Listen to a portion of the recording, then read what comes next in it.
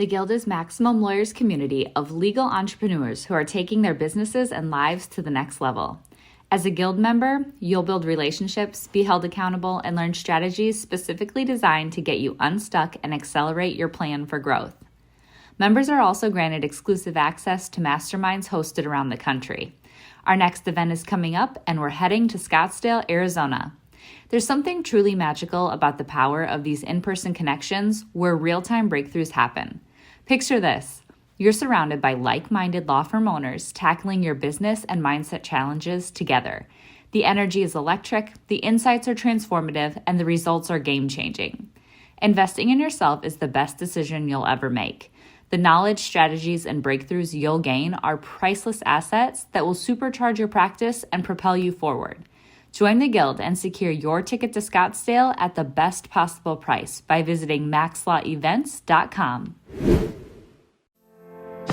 When you're starting out, I think it's helpful to think big and to not arbitrarily hold ourselves back. I think that one thing about Dean Jackson that I really like is this notion of, with the before unit, that the before unit is the part of the business that's supposed to bring in cases, and that department should not care at all about the production. Run your law firm the right way. This is the Maximum Lawyer Podcast. Your hosts, Jim Hacking and Tyson Nitch. Let's partner up and maximize your firm. Welcome to the show. Welcome back to the Maximum Lawyer Podcast. I'm Jim Hacking. And I'm Tyson Nitch. Hey, Jim, what's going on? Tyson, we have our recent guest, Will Norman, back on the show this week. We're going to talk through some more of the issues. I think last week was a good groundwork of what's going on in Will's situation, and we're excited to have him on the show. Hey, Will, what's going on, bud? Hey, fellas, thanks for having me on again. All right, Will, so last week we went over some of your questions about really how to get started now that you and your firm have split, you and your partner. I think this week we're going to focus on really suggestions on how to move forward, suggestions from me and Jim. But in the meantime, you just want to give us an update on any changes, things you've done in the last week to sort of move things forward? Sure. So just got a couple of the nuts and bolts things figured out. Got my office space, a real great place with a number of other attorneys, one of which is criminal defense, but the other ones do different kind of civil litigation. So I think there would be a good opportunity to both cross-refer, but also to just kind of brainstorm about, running a smaller solo practice and kind of best practices, things of that nature. Kind of EIN and bank accounts and all of that stuff kind of figured out. And then I worked on my marketing strategy a bit, and I had told you a little bit about a 5-5-5 type of approach. And I took a look at it, and it looks like the amount of cases that I would need, and maybe we'll get into this a little bit later, to make that work is probably more cases than I can do. So I think that what I've determined is I need to find a way to increase my average case value. And so I was hoping to pick your brain about that, particularly, Tyson, as you've done some criminal defense work.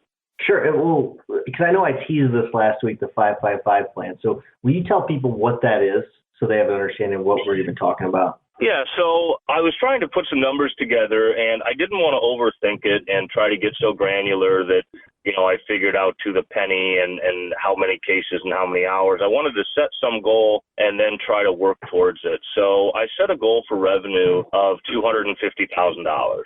And I don't know when that would be, if that's a 2 or 3 year goal or, a 5-year goal or a 1-year goal. But at any rate, I started to break that down. And I said, well, $250,000 in revenue is $21,000 a month. So if I could get, and I started looking at maybe a suite of the cases that I do, from, low level kind of tickets or misdemeanor cases all the way to the higher felonies. And, what's an average case value? I said around 2,100. So at 2,100 for a case value, 10 cases gets you 21,000. So I said, okay, well, how would I get 10 cases? I said, well, why don't I try to I want to build an attorney referral network that gives me 5 cases a month at an average case value of 2,100. I want to have a website that gives me 5 cases a month at an average value of $2,100. And I want to have a bail bondsman network that gives me 5 cases a month at $2,100. Now, I think that it's pretty clear that, that's a longer term goal to build those networks, and that they'll probably build unevenly. And, this isn't an immediate thing, but just thinking about it in those terms, it doesn't seem like it's kind of pie in the sky when you're saying, look, I want to build this referral network, and I just want it to give me 5. And now that's pretty significant, but at the same time, it's not a moonshot, I don't think. So started thinking about it in those terms, and then basically it was looking like I'm bringing on 10, 15 cases a month. And so I think that it would be better if I could get my average case value up to like 3,000 and only have 7 cases a month. That'd be more realistic in just handling the docket. So anyway, that's kind of the strategy I tried to think about, and I'm sure it'll have some adjustments and tweaks, but it was just kind of a simple way to think about it, just to build a network, separate networks, all that are feeding you 5. So I had some thoughts about what you just shared, Will, and I say this with all the love and due respect that I can give you, but why do you think that's the limited number of cases that you can handle? I feel like that you said something that sort of caught my ear, and that was that, you said, I want to get this many cases because that's the amount that I can handle. I mean, I would encourage you to think perhaps of 10 times as much. What if you got 50 cases instead of 5 from each of those referral sources? I understand the importance of having realistic goals, especially at the beginning, but I think at least from a mental exercise, I would encourage you at this stage to not cap what you could bring in based on what work you can perform. I know obviously as attorneys, we have an obligation to provide competent and thorough representation to our clients, but I think that when you're starting out, I think it's helpful to think big and to not arbitrarily hold ourselves back. I think that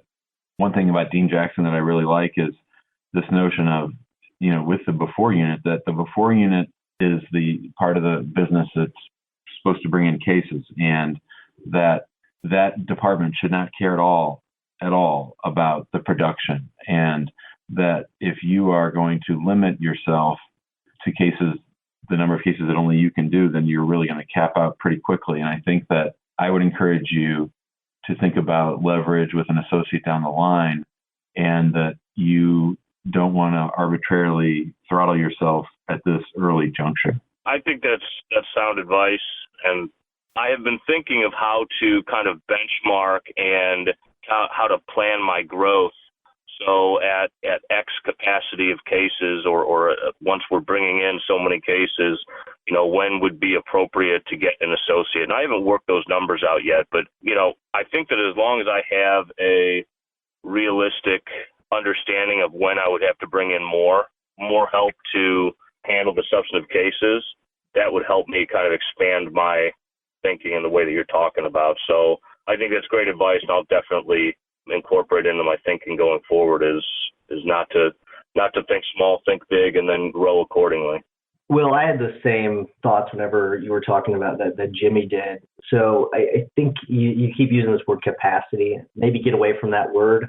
Maybe think about it a little bit differently. And I think that another way of putting what Jimmy was talking about, I think if you put your systems in place, if you get everything moving, a well-oiled machine, you're not going to have to worry about the numbers and how many cases you have to pump into the pipeline. You don't have to worry about the capacity or anything like that, because once you have the systems in place, you're going to be shooting cases through and taking care of them and really taking care of clients and doing a really good job.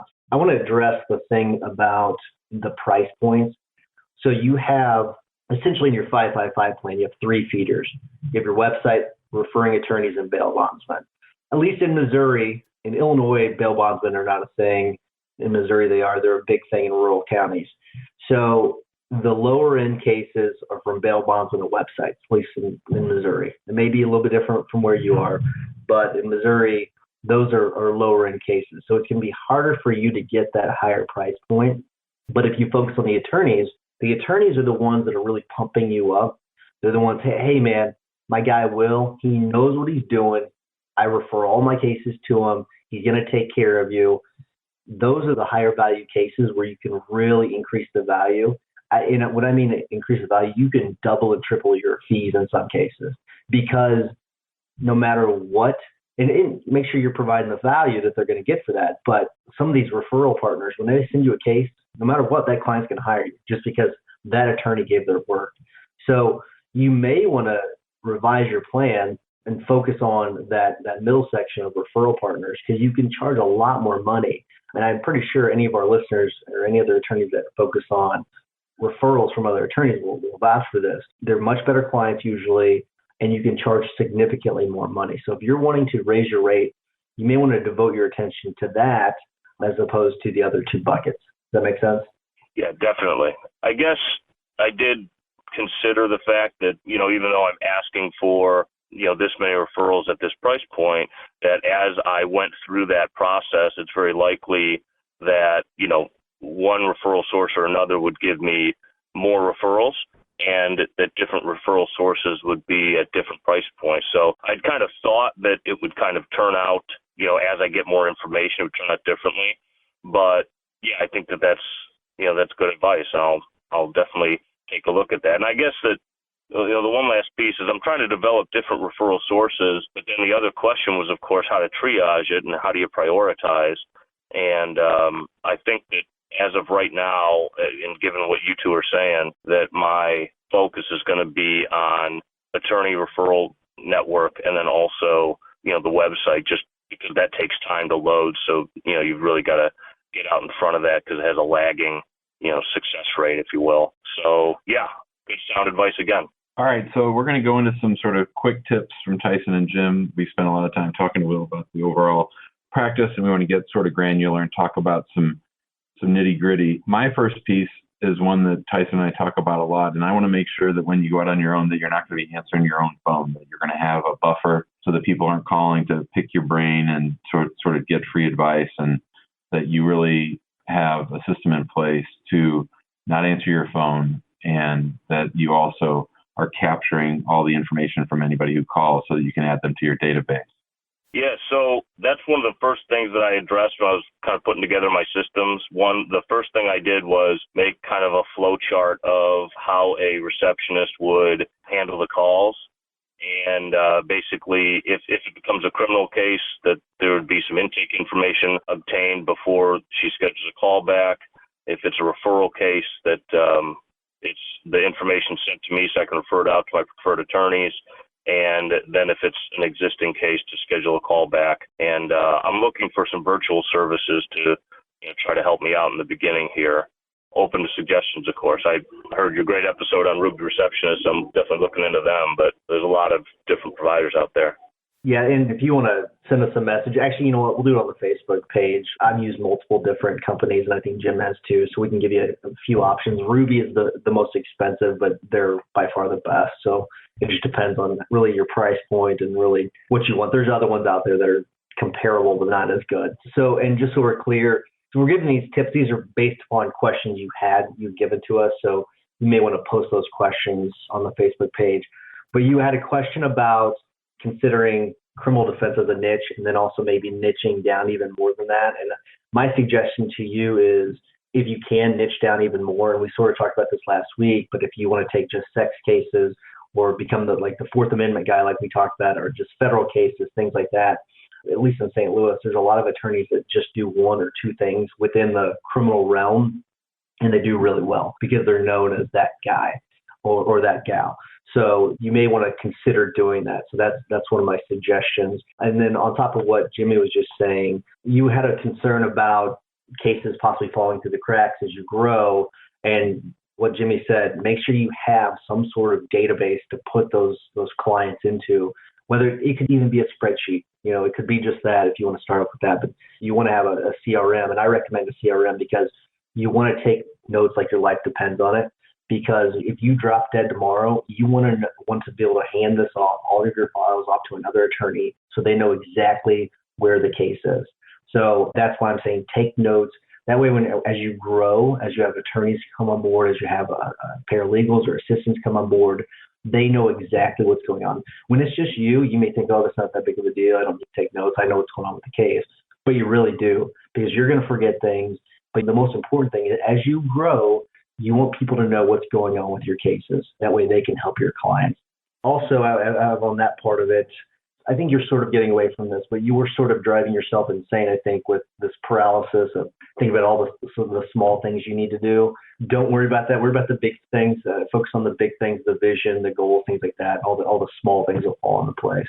So like Jimmy said, we're going to kind of go through these as quickly as possible because we've got a lot of suggestions. So we want to make sure we get through all of them for you. That works for me. I'm all ears. All right. So my next one, Will, is have you thought about a lead magnet, about something that's going to help to get people, when you have your website up and running, to leave their contact information? I think that if you haven't thought much about that, or if you haven't started working on it, I think what I would do is for the next month, I would just keep track of the questions that people ask you the most, and whatever the top 10 are, the answers, the spiels you give to people when they come into your office. I would turn that into a white paper or a special report, make it free for download, just trade an email address for the report.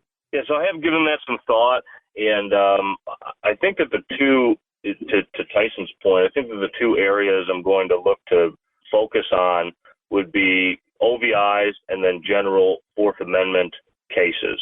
That really meshes with what I've done my entire life, and having a detective for a father and brother. I just kind of understand how those things work and think in terms of probable cause and Fourth Amendment issues. So I was actually wondering on the lead magnet if it should be something, more general, or really try to target maybe OVIs, who's such a good volume practice, to say, the 5 things you must do if you've been charged with an OVI. Right, and I put something together to that effect, or more generalized, because I practice in all areas. The 10 questions to ask your criminal defense attorney before hiring him, and so I put those things together. I don't know if you guys have an opinion on, would you go more narrow and specific because you get kind of super qualified leads, or more general because it covers a broader swath? No, so I think your second one is spot on. Shoot me an email. I'll give you an example of the one I have for criminal defense. It's very similar to that one, and all the questions are targeted to funnel them towards me. And so, you talk about specific awards. Does the attorney have this award? Things like this. When's the last time the attorney tried a case? Things like that. So, and then I give suggestions underneath. If an attorney hasn't tried a criminal case in the last 6 months, you may want to think about somebody else, things like that. So I'll send this to you so you have a chance to look at it. But I think that's a great one, because what it's doing is actually funneling them towards you with each one of the questions. So make sure each one of those questions is targeted so that it will put you in a favorable light. That's a Ben Glass technique. If you look at any of his little books, does the exact same thing, where it basically just funnels all the clients, or all the questions will funnel the client towards you. It filters some of the clients out. So that's another point of some of the questions. And with your lead magnet, the conversion numbers have been better for sheets and tip sheets, things like that, as opposed to books recently. So if you listen to or read any of the conversion blogs or listen to a lot of podcasts, I wouldn't say all of them, because I know Jimmy uses his book and it's pretty good. But if you're just looking at capturing leads, a lot of the conversion numbers will tell you that it's better just to have like a tip sheet or one sheet of questions as opposed to a large book. So you may want to consider that as well, and maybe even test it out. Have the book and then on one, and then have the actual tip sheet or questions on another, and test the conversion to see which one converts better. Speaking of websites, Will, what's your plan with the website? What are you thinking as far as your website? And I know you got your own domain name and everything, but what are you thinking as far as layout and content?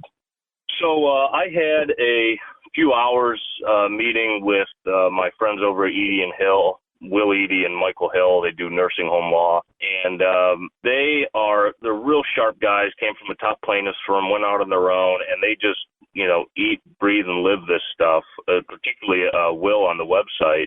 And they've given me a lot of good ideas on how to generate content and what content to generate. And then, additionally, they've kind of given me some of the, guidance on, kind of how to structure a website. So, for instance, for the purposes of getting a faster load, you want to use a couple of different of the WordPress, which is Schema or Genesis. That gives you a faster load, helps you out on SEO. And then what they had recommended in, attempting to just build it out for the first time is essentially to go get your WordPress theme figured out, get a couple of pages of content. And then essentially they said to go to a site called Design Crowd, and you basically put in a description of what you want in your site, and different designers will, submit you, I don't know what it would be, I guess examples or, quotes, where they give you an actual website built out a bit, and then it's an iterative process, so you can say, I like this, I don't like that. And they ended up, I think, getting their website done for $1,000 or something. And, it's incredibly sharp if you go there. So that's what I've been thinking. I've put some of the content together, and, I'm on Design Crowd, so I have a username and all that, and I plan on submitting the description sometime here this week. But again, that was kind of the conversation I had with it. It seemed to match with not trying to go too heavy on spending initially, but still get a good product. But I'm open to suggestions, or if that sounds like if that has some sort of fatal flaw to it, I'd like to hear it. I actually think that's a great idea. I don't disagree with that. Jimmy, do you? I mean, that's roughly what Tyson and I did. We both picked WordPress themes, and we had people that are helping us implement it. And so I think that crowdsourcing it or going out to a virtual assistant or something like that is perfect. Yeah, so that's actually a good segue, Jimmy, because you had asked some questions, Will, about really when to hire and outsource things. So I'm going to talk about all those in one little summary. So a couple outsourcing services that people want to look at, and we've talked about them before on the podcast. The cheapest, but they're deceptively been increasing their prices, is Fiverr, Fiverr.com. You can get some. This is more for quick jobs. I'm having your letterhead designed for $5, things like that. Now they have been giving multiple options now where you can get like packages for like $30 or $100. So their prices are increasing. So just be mindful of that. Usually you can get things done for $5, but it usually takes a week or two to get them done, as opposed to you can spend like $30 to get it done the next day. So just keep an eye on that. Upwork.com, which used to be Odesk. I love Upwork. I'll reveal my numbers in a later podcast because I'll have to look them up. But it's insane how much I've used Upwork over the last 3 years. I was actually surprised whenever I ran the numbers to see really how many hours of work has been done. So I'll talk about that on a later podcast. You wanted to know what to outsource or delegate in day one. Phones, definitely you want to delegate or outsource it. If you outsource it, you can use any of the services that we talked about, Ruby, whatever it may be. Scanning, you definitely want to delegate that if you scan. I don't know if you have paper files. And then also coding the documents, I would outsource that. So that's what we do. I've got one of my assistants to scan documents, and then we have someone actually code those documents. And then also bookkeeping is one. And then the last one is transcription. I get a lot of work done transcribing documents. I transcribe pleadings, blog posts, whatever it may be, letters. And then a big part of your question was when to hire. So I wanted to give you some facts to consider. If your work is suffering, so if you noticed a decline in the actual customer service aspect of the whole client experience, make sure that may be a sign to you want to hire. You have too much to do each day, so you're spending more time at the office. You're just not getting enough done. So that's obviously a sign. If you have at least 6 months of overhead in the bank, that may mean that you're in a position. You may want more than that, but I'd say have at least 6 months of overhead in the bank where you can actually support payroll and paying for your rent and everything else. Another factor that you may overlook is you have the actual work to do going forward, and the only way you're going to know that is if you track your leads and track your numbers and know where things are coming from. Because if you don't know those numbers, you may not know that. But if you have the work and then also the space, okay. So when you do this, you got to buy computers. You've got to train people. You got to have the procedures in place. So you can't hire unless you have that stuff in place. But again, the space, that's one that's overlooked. Your rent will increase quite a bit once you start hiring people. So you want to keep that in mind. So those are all factors that you may want to consider when you want to hire. Yeah, Tyson, that's a big question for me. I mean, you say right off the bat, have scanning outsourced or at least done by someone else, and, a couple of other on-site things. And, my thought was to remain, solo, just have, one of the receptionist service and a bookkeeper outsourced. Now, those have to be done on site, I imagine. There's not another way that you can do scanning. So you're saying get someone in, maybe even a couple of days a week to do the scanning and all that?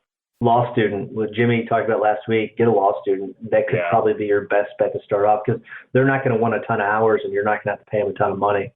So the law student will be a good one. Perfect. All right, so we're about at the end of the show. I'm going to go ahead and wrap it up with everybody, and we're going to do our tip or hack of the week. So, Tyson, do you have your tip of the week? So a lot of times whenever we're designing websites or designing, lead magnets, things like that, one of the biggest headaches is doing the actual icons or logo, things like that go onto your website or into your lead magnet. So Jason Osterly put me onto this app. It's called IcoMoon. Sounds like Icon Moon, but ICOMOON, and it's an app you can download, and it's really cool. It's really simple. It's got a lot of different icons you can use and download and put them on your website or wherever you may need them. So IcoMoon is my tip of the week. All right, so for my hack of the week, Tyson and I are getting ready. By the time you guys hear this, InfusionCon's annual convention, ICON 2017, will be over. But while we're out there, I'm going to be spending some time with my man, Greg Jenkins. And Greg used to work for Infusionsoft as a trainer. He has a program that's very reasonable to teach you about automation. I think it's about $29 a month.